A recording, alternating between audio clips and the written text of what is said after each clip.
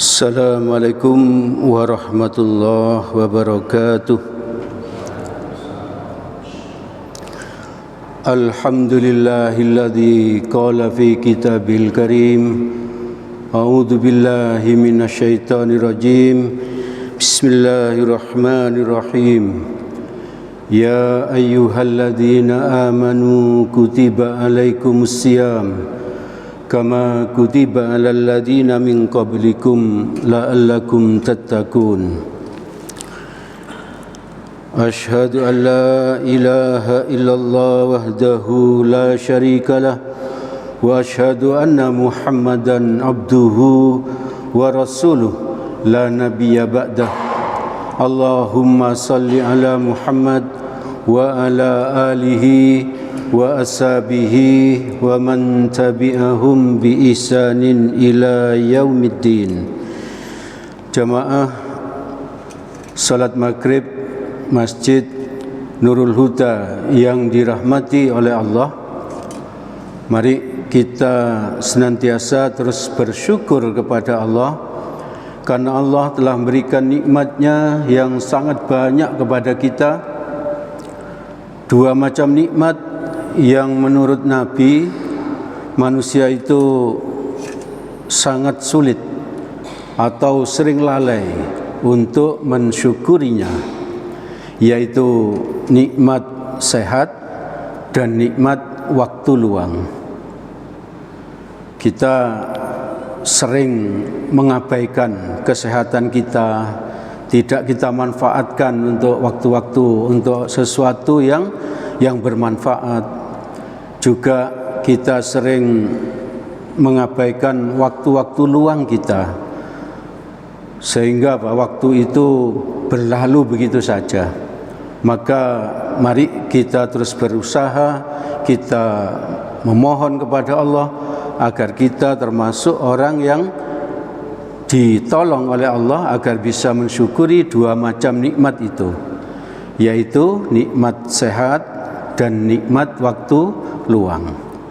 Dengan dua macam nikmat itu kita bisa hadir untuk ikut sholat berjamaah di masjid ini, untuk ikut mendengarkan kajian-kajian yang diadakan di masjid ini. Sebentar lagi dengan nikmat sehat itu kita akan bisa melaksanakan salah satu rukun Islam, yaitu puasa di bulan Ramadan. Bulan Ramadan semakin dekat ya. Sekarang ini insya Allah sudah tanggal 6 ya. Tanggal 6 Jumadil Akhir. Berarti tidak sampai 3 bulan lagi. Maka mari kita lebih mempersiapkan lagi. Kita berdoa kepada Allah seperti yang kita sampaikan pekan yang lalu. Doanya adalah, ya Allah, semoga Engkau menyampaikan kami ke bulan Ramadan tahun ini. 2 bulan lebih itu belum tentu kita bisa sampai ke bulan Ramadan yang akan datang. Maka itu kita terus berdoa ya, terus berdoa kepada Allah agar disampaikan oleh Allah ke bulan Ramadan ini. Agar kita itu lebih serius di dalam berdoa, di dalam mempersiapkan menuju bulan Ramadan ini, dan kalau betul-betul kita disampaikan oleh Allah ke bulan Ramadan, kita bisa betul-betul memanfaatkan kesempatan yang diberikan Allah itu untuk beribadah dengan sebaik-baiknya. Maka mari kita anggap Ramadan tahun ini sebagai Ramadan terakhir kita ya. Sebagai Ramadan terakhir kita. Setelah itu seolah-olah kita akan dicabut nyawa oleh Allah, seolah-olah seperti itu. Maka kalau kita menganggap tahun ini sebagai Ramadan terakhir kita, insya Allah kita akan lebih serius, kita akan lebih memanfaatkan kesempatan yang diberikan oleh Allah. Maka di pekan yang lalu kita sudah menyampaikan ciri-ciri orang yang beriman, yaitu orang yang dipanggil oleh Allah untuk berpuasa di bulan Ramadan. Jadi yang dipanggil oleh Allah untuk berpuasa agar nanti setelah bulan Ramadan itu kita menjadi orang yang bertakwa ya. Maka di Al-Quran cukup banyak ciri-ciri orang beriman itu, agar nanti menjadi orang yang bertakwa. Jadi setelah puasa menjadi orang bertakwa, ciri-ciri orang bertakwa juga cukup banyak di Al-Quran. Kalau pekan lalu kita sudah menyampaikan 3 ciri-ciri, apakah dalam sepekan ini kita sudah berusaha untuk mendekati ciri-ciri ini? Yang pertama kemarin, orang beriman itu adalah sholatnya khusyuk ya. Sholatnya khusyuk. Kita berusaha sepekan ini, pekan depan dan seterusnya agar sholat kita khusyuk ya. Lebih sering ingat kepada Allah ya, dibandingkan ngelamunnya. Sebab kalau kita terlalu banyak ngelamun di dalam sholat, kita diancam oleh Allah, yaitu apa di surat Al-Ma'un, fawailul lil musallin ya. Maka masuk neraka orang yang sholat, yaitu orang yang lalai di dalam sholatnya. Orang sholat aja diancam masuk neraka apalagi yang enggak sholat. Jadi paling tidak itu kalau hitungan matematis gitu ya, kalau hitungan matematis itu 50% lebih itu kita mengingat Allah ya, di dalam sholat kita. Maka mari kita berusaha untuk lebih khusyuk. Yang kedua, menjauhkan diri dari perilaku yang sia-sia ya. Yang tidak ada manfaatnya. Mari kita mulai tinggalkan sesuatu yang tidak bermanfaat, mari kita tinggalkan. Pelan-pelan kita belajar. Dan yang ketiga kemarin adalah menunaikan zakat. Menunaikan zakat bagi orang yang sudah cukup hartanya ya. Cukup dimiliki selama setahun dan mencapai nisab ya. Lalu yang keempat, insyaallah kita sebagian besar dari kita ini selamat dari ciri-ciri yang keempat ini.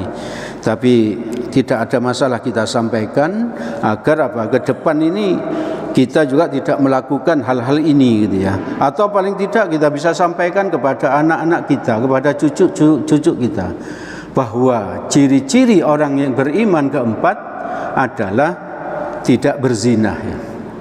Tidak melakukan hubungan suami istri di luar nikah, tidak homoseksual seperti umatnya Nabi Nuh ya, tidak LGBT. Di Quran surat ke-23 ayat ke-5, A'udzubillahi minasyaitonirrajim, walladzina hum li furujihim hafizun. Dan orang-orang yang menjaga kemaluannya itu tidak berzina. Jangankan berzina ya, mendekati zina aja di Al-Quran sudah dilarang ya. Seperti pacaran dan lain sebagainya. Berarti tugasnya orang tua itu sebetulnya cuma satu ya. Tapi dari satu ini berkembang jadi banyak ya. Tugasnya adalah apa? Jagalah dirimu dan keluargamu dari siksa api neraka. Itu tugas utama dari orang tua. Jaga diri sendiri, lalu istri, anak, suami dari siksa api neraka. Maka salah satu menjaganya ya ini, yaitu apa? Menjaga agar anak-anak kita tidak berzina ya, tidak berzina. Bahkan pacaran saja kita larang gitu ya. Kalau anak kita sudah mulai punya pacar, maka kita tawari agar dia menikah. Segerakan menikah, itu dalam suatu hadis ya. Jadi memang agak susah. Belum punya kerja, tapi kita tawari menikah. Tapi kalau menikah itu karena Allah, karena ingin menghindari dosa dari Allah, maka Allah akan mencukupkan rezekinya. Di dalam hadis dikatakan bahwa kalau rezeki itu cukup untuk satu orang, maka sebenarnya ia cukup untuk 2 orang. Sebetulnya ia cukup untuk 2 orang. Jadi ibu bapak, saudara-saudara yang dirahmati oleh Allah, kita jaga diri sendiri dan keluarga kita dari zina. Karena zina itu termasuk menghindari zina itu termasuk ciri-ciri orang beriman. Kita katakan kepada anak kita, kepada cucu kita bahwa hukum zina itu cukup berat, ya, cukup berat. Kalau di Arab sana hukumnya adalah dicambuk 100 kali, ya. Dicambuk 100 kali. Itu kalau masih bujang. Setelah dicambuk 100 kali lalu diasingkan, ya, 1 tahun. Bukan seperti yang terjadi di Indonesia, ya. Kebanyakan orang Indonesia kalau anaknya itu berzina lalu yang perempuan hamil lalu dinikahkan. Itu bukan hukum Islam. Hukum Islam adalah dicambuk lalu diasingkan, ya. Lalu diasingkan 1 tahun. Setelah 1 tahun baru pulang ke rumah. Maka itu jangan sampai berzina. Anak-anak kita jangan sampai berzina. Lalu kalau orang yang sudah menikah lalu berzina, itu hukumnya lebih berat, ya. Hukumnya lebih berat.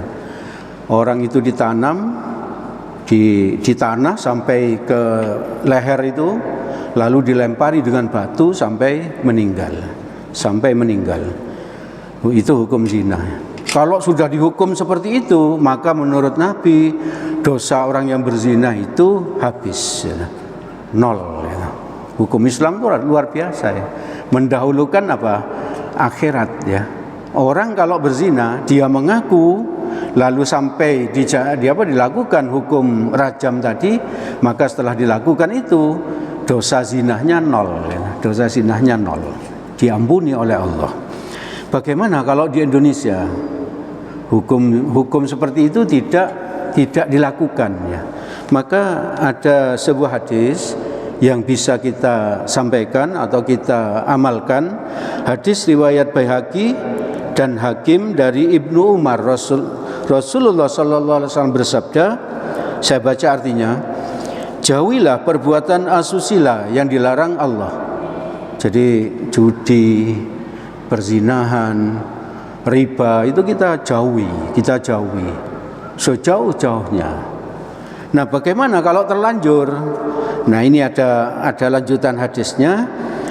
Siapa yang terlanjur melakukannya, maka tutupilah dengan tabir Allah dan segera bertaubat, ya.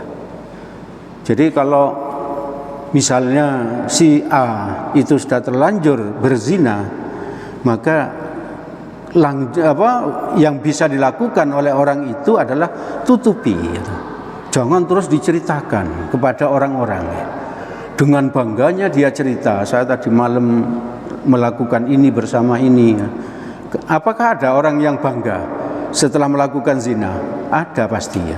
Karena apa? Karena dia itu merasa sudah bisa menaklukkan wanita ini dan berhasil melakukannya, maka dia bangga bercerita kepada orang-orang. Nah, itu yang tidak boleh menurut hadis ini. Kalau kita waktu itu sudah kalah dengan nafsu dan melakukannya, maka tutupi. Menurut Nabi seperti itu di hadis ini, tutupi, ya. Karena siapa yang memperlihatkan perbuatannya, maka akan kami tegakkan hukum Allah. Jadi kalau kita bercerita, maka akan tegak hukumnya Allah. Itu Nabi yang bersabda. Nabi tidak pernah berbohong. Jadi mari kita tutup dosa-dosa, termasuk dosa-dosa yang lain, ya. Kalau kita terpaksa melakukan dosa, misalnya karena tidak mampu untuk menahan nafsu kita, maka kita tutupi, ya. Jangan ceritakan kepada orang lain. Lalu kita bertobat. Bertobat itu berarti menyesal, ya. Dengan menutupi, tidak bercerita, itu berarti kita sudah melakukan penyesalan, lalu menyesal, menangis dan lain sebagainya. Lalu istighfar minimal 100 kali dalam 1 hari dan berjanji kepada Allah tidak akan mengulanginya. Lalu mengikuti perbuatan jelek itu dengan perbuatan baik. Misalnya kita melakukan suatu dosa, lalu kita taubat, lalu kita ikuti dengan perbuatan baik sebanyak-banyaknya. Agar apa? Karena di hadis yang lain Nabi bersabda bahwa sesungguhnya perbuatan baik itu bisa menutupi perbuatan jelek. Jadi itu keindahan Islam ya, tidak kaku. Islam itu tidak kaku. Jadi intinya Islam itu menginginkan kita itu umatnya untuk masuk surga sebanyak-banyaknya ya, sebanyak-banyaknya. Jadi Allah itu Maha Pengampun, Allah Maha Pengampun.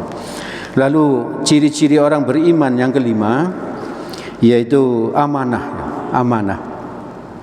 Di Quran surat 23 ayat ke-8, A'udzubillahi minasyaitonirrajim, walladzina hum li amanatihim wa ahdihim raun. Dan orang-orang yang memelihara amanah-amanah yang dipikulnya dan janjinya. Jadi orang beriman itu amanah ya. Maka kalau pemimpin itu beriman, tidak mungkin dia tidak mungkin tidak amanah ya. Maka dia pasti memikirkan nasib rakyatnya. Maka dia pasti memikirkan agar rakyatnya sejahtera, bukan memikirkan dirinya sendiri saja. Jadi itu amanah berarti. Kalau ada sesuatu yang dititipkan kepada kita, maka kita sampaikan. Itu berarti amanah kita. Dan memenuhi janji-janjinya. Ingat bahwa ciri-ciri orang munafik itu masuk nerakanya itu paling dalam ya, paling dalam. Jadi neraka itu ada beberapa tingkatan. Yang paling bawah itu nerakanya orang munafik ya. Tenggelam semuanya orang munafik. Sedangkan yang tadi itu orang yang sholat masuk neraka wel itu adalah neraka yang paling ringan ya. Neraka yang paling ringan, yaitu manusia yang masuk neraka itu disuruh nginjak bara ya. Nginjak bara di neraka, bara di neraka. Diinjak menurut Nabi itu panasnya itu sampai ke ubun-ubun. Itu yang paling ringan itu. Yang paling berat adalah nerakanya orang munafik.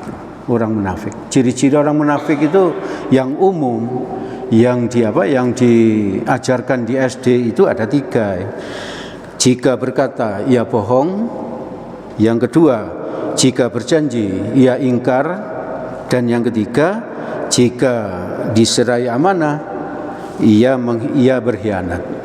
Itu yang kita hafal. Tapi kalau di Al-Quran ada beberapa ciri-ciri tambahan, yaitu orang yang malas di dalam sholatnya. Orang yang malas sholat itu termasuk ciri-ciri orang munafik ya. Orang munafik. Makanya Nabi bersabda, sholat yang paling berat bagi orang munafik itu adalah sholat isya dan sholat subuh ya. Dan sholat subuh. Maka mari kita jaga sholat isya dan sholat subuh. Di hadis yang lain, barang siapa yang sholat isya dan sholat subuh berjamaah, maka pahalanya sama dengan sholat semalam suntuk. Ibu bapak, saudara-saudara yang dirahmati oleh Allah, mari kita berusaha untuk amanah ya, untuk amanah dan memegang janji-janji kita. Lalu ciri-ciri orang beriman yang keenam, ini yang terakhir yang bisa saya sampaikan malam ini, sholat di awal waktu ya. Sholat di awal waktu. Di Quran surat 23 ayat 9, A'udzubillahi minasyaitonirrajim, walladzina hum ala sholawatihim yuhafizun. Kalau di ayat kedua khusyuk sholatnya. Di ayat ke-9 surat yang sama, orang-orang yang memelihara sholatnya. Orang-orang yang memelihara sholatnya. Menurut tafsir Ibnu Katsir, orang yang menjaga, yang memelihara sholat itu adalah orang yang sholat di awal waktu. Bersyukur kita dekat dengan masjid ya. Karena apa? Karena kita dengar adzan, kita wudu langsung langsung kita ke masjid, sehingga kita tidak telat untuk sholat berjamaah lima waktu. Syukur-syukur kalau 10 menit sebelum itu kita sudah siap di masjid, sudah wudu, lalu menunggu waktu azan sambil menunggu itu kita berdoa, kita zikrullah dan lain sebagainya. Jadi itu lebih bagus lagi kalau seperti itu. Andaikan kita itu diundang oleh bupati, lalu kita itu datangnya terlambat, kira-kira bagaimana sikap bupati kepada kita? Tentu kita mungkin dimarahi, paling tidak itu disindir gitu ya, tidak disiplin ya. Nah ini kita mau menghadap kepada Allah ya. Rajanya raja itu, yang memiliki dunia ini, yang menciptakan kita ini. Kalau kita terlambat ya, itu berarti ya lebih berat hukumnya dibandingkan kalau kita hanya menghadap bupati. Kalau kita pas waktunya, bupati itu akan senang ya, menganggap kita disiplin ya. Kalau kita menunggu, maka bupati itu lebih senang ya. Sama dengan kalau kita mau sholat, kalau kita menunggu waktu sholat, berarti Allah makin suka kepada kita, makin mencintai kita. Di dalam hadis riwayat Bukhari Muslim dari Ibnu Mas'ud ini bertanya kepada Rasulullah, ayyul a'mali afdalu, apakah amalan yang paling utama wahai Rasulullah? Maka Nabi menjawab, as-salatu ala waktiha, salat di awal waktu. Salat di awal waktu itu adalah amalan yang paling utama. Mari ibu bapak, saudara-saudara yang dirahmati Allah, menjelang Ramadan ini, mari kita latih diri kita paksakan agar berusaha untuk salat di awal waktu. Ibu bapak, saudara-saudara yang dirahmati oleh Allah, sudah 6 ciri-ciri orang beriman yang sudah kami sampaikan. 1, khusyuk di dalam sholat. Yang kedua, menjauhkan diri dari perilaku yang sia-sia. Yang ketiga, menunaikan zakat. Yang keempat, menjaga kemaluan. Yang kelima, memelihara amanah dan janji. Yang keenam, sholat di awal waktu. Kalau kita punya sifat-sifat seperti itu, berarti kita sudah siap untuk puasa di bulan Ramadan. Dan setelah puasa bulan Ramadan, kita akan menjadi orang yang bertakwa, insya Allah. Ciri-ciri orang bertakwa itu cukup banyak, insya Allah nanti secara pelan-pelan kita bisa sampaikan. Dan apa yang didapat orang beriman itu di Quran surat 23 ayat ke-10 dan 11, saya langsung baca artinya. Orang yang beriman itu akan mewarisi apa? Surga Firdaus. Mereka kekal di dalamnya. Jadi orang beriman itu akan masuk surga. Itu yang bisa kami sampaikan pada kesempatan malam ini. Segala yang baik dan benar semuanya berasal dari Allah Subhanahu wa ta'ala. Semoga ada manfaatnya bagi kita. Semoga Allah menolong kita agar kita bisa mengamalkannya, agar kita bisa punya ciri-ciri orang beriman ini dengan pertolongan Allah. Amin, amin ya rabbal alamin. Apabila ada salahnya, saya mohon maaf yang sebesar-besarnya. Mari kita tutup majelis ini dengan doa kafaratul majelis.